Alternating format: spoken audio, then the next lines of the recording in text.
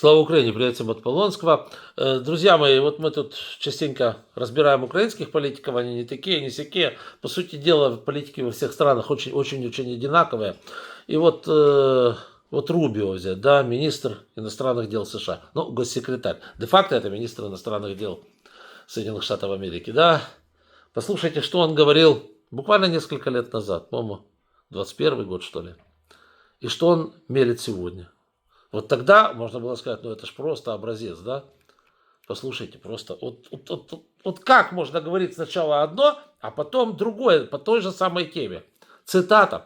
Когда в начале 90-х годов распался Советский Союз, это цитата Рубио, Украина осталась третьим по величине в мире запасом тактического ядерного оружия и стратегического ядерного оружия. Но они подписали соглашение с Соединенными Штатами, Великобританией и Россией, в котором говорилось, если вы откажетесь от ядерного оружия, то эти три страны, подписавшие соглашение, обеспечим вашу оборону и гарантируем вам защиту. И Украина так и поступила. Они отказались от этого оружия. Так вот, это было подписано в 1994 году. 20 лет спустя одна из трех стран, подписавших это соглашение, не только не обеспечила их оборону, но и фактически вторглась в их пределы. И я хочу на секунду обратить на это внимание. То есть это было записано в 1922 году, а не в 1921. Понятно. Дальше. Подумайте, если вы сейчас одна из этих стран мира, которая чувствует угрозу со стороны своих соседей, а Соединенные Штаты и весь остальной мир обращаются к вам и говорят, послушайте, не разрабатывайте ядерное оружие, мы защитим вас, мы будем присматривать за вами. Как вы думаете, какой урок посылает им этот случай? Это прям просто то, что говорил Полонский всегда. Я думаю, что это послание многим странам по всему миру. Возможно, мы больше не можем рассчитывать на обещания безопасности, данные свободным миром. Возможно, да, это такие есть, это очевидно. Это не обещание, это бумажка, это вообще ничего. Это просто бла-бла-бла. Вот так этот человек говорил, да, вот буквально несколько лет назад. И сейчас посмотрите, как все поменялось. Тот же самый Рубио говорит, во-первых, они говорили, что фактически у Украины не было ядерного оружия. Что значит фактически не было ядерного оружия? Фактически все было. Фактически абсолютно все было. И уж теперь, говорит, сдавайте территорию, то есть вы нам дали гарантии, вы нам то, вы нам все. Сейчас он говорит, признавайте Крым, признавайте это. Вот так вот. А потом они будут что-то там от Ирана требовать. Да, конечно, Иран уже, кстати, сказал, посмотрите, они же несколько недель назад Хаменеи сказал, так посмотрите, говорит, что с Украиной произошло. Они уже ставят Украину в пример, понимаете, поэтому на сегодняшний день просто невозможно никоим образом не то что гарантировать, а вообще надеяться на что-либо. И вообще кому-то прислушиваться, потому что они сегодня говорят одно, завтра говорят совершенно другое, говорят, мы вообще ничего не давали, мы никому ничего не обещали, а это меморандум фуфло, а оружия у вас, говорит, никогда не было. Вот, но интересно, что министр обороны Германии в этом случае сказал следующую вещь, что, я уже говорил, что он говорил, что Германия будет поддерживать Украину и так далее, но при этом он сказал одну очень важнейшую вещь, ребята. Он сказал, если, например, Украине сегодня Соединенные Штаты предлагают, в общем-то говоря, сдачу, капитуляцию, то они могли это сделать и 2 года назад с таким же успехом, имея в виду Украину. Вот так как-то. То есть он вообще говорит, для этого, да, Писториус сказал, для такого мира вообще не нужно помощи Соединенных Штатов. Украина могла и сама заключить без США такой же договор о сдаче собственной территории. Где вы такое видели? Вот так вот, друзья мои. То есть крайне все непонятно и крайне все мутно. Дальше. Соединенные Штаты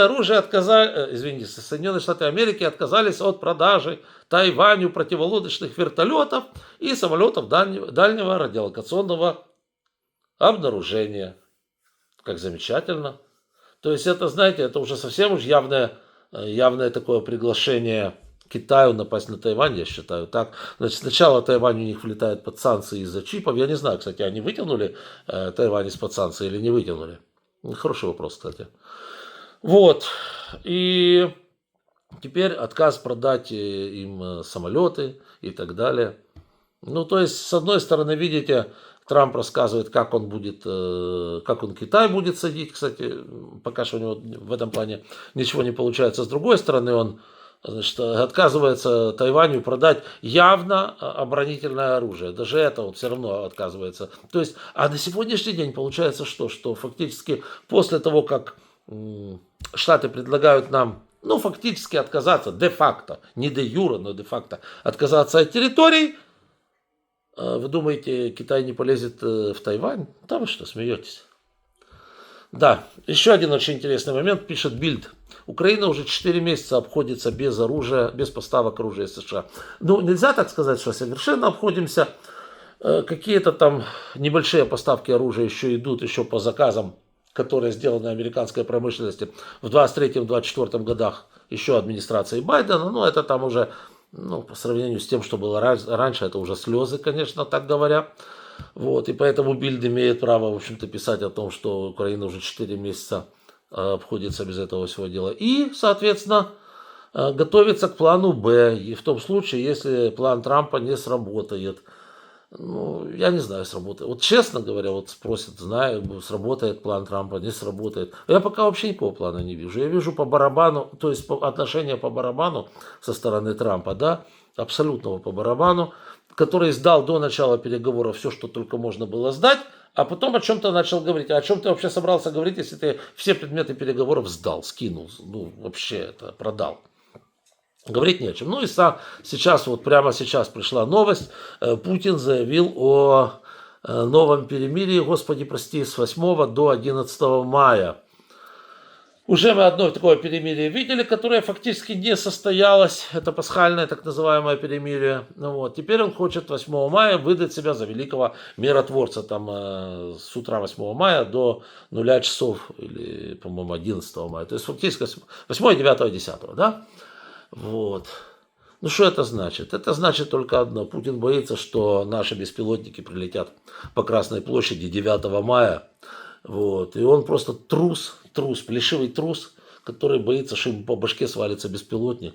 Вот. И он поэтому, собственно говоря, вот это дело и припендюрил, вот это, так сказать, перемирие. Конечно, на фронте, вспоминая то, как было на прошлом, господи, прости, перемирии, да, то, конечно, и этого толком не будет. На фронте как стреляли, так и стреляли. Вот. И я абсолютно уверен, что будут стрелять и в мае месяце.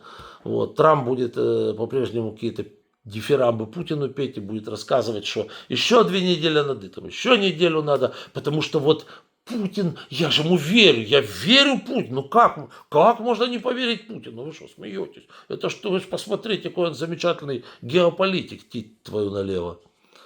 Вот, то есть Путин будет ему заглядывать, я не знаю, в какое-то место, хотел сказать в глаз, я боюсь, что не в глаз, а в другое место. Вот, и будет рассказывать, как он верит этому самому Путину.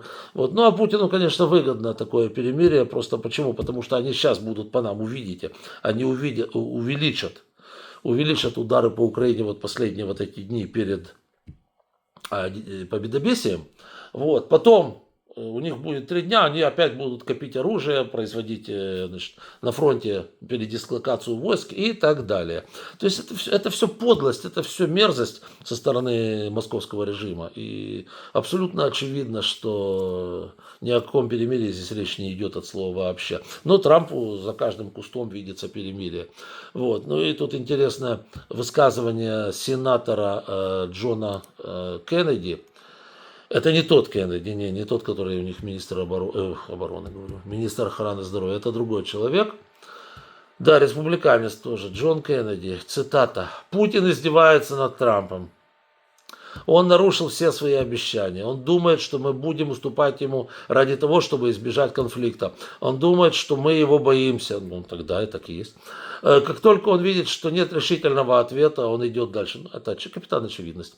Он понимает только силу. Если мы не дадим ему понять, что мы готовы оборонять свои принципы, он продолжит свою агрессивную политику. Замечательные слова, но, знаете, я уже к словам американских политиков отношусь скептически, очень-то скептически, потому что я вам начал этот ролик с того, что там говорил Рубио, каким он был суперястребом, да и Линдсей Грэм был таким же, помните, да, и Украину посещал, и все, а теперь они заглядывают в рот Трампу оба, и, как говорится, а Трамп заглядывает, я не знаю, в какое место Путину. И получается, что они все вместе смотрят Путину, несмотря на всю свою, да, казалось бы, мага-патриотичность, прямо в зад.